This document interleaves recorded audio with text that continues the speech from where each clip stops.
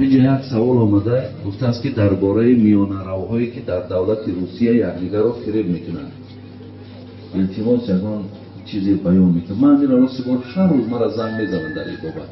از همین دولت روسیه زنگ میزنند که همین میانه‌رو اما بسیار مقصد بچه ها را فریب میکنند، پسریتینگ میگن، پسریتنیکو بسیار مردم را فریب میکنند، دیگر میکنند.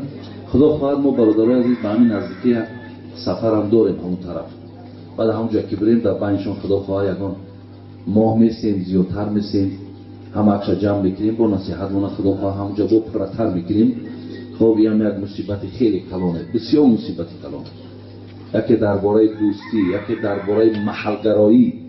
من هم دفعه دیگر رفتگیم بسیار محلگرایی در اونجا در اوجه، تو غرنی و تو کلابی و تو حصاری و تو فلان و فلان. حتی حصاری ها کار میوان، کلابی ها را نمیتن، کلابی ها کار میوان، غرنی هاشا نمیتن.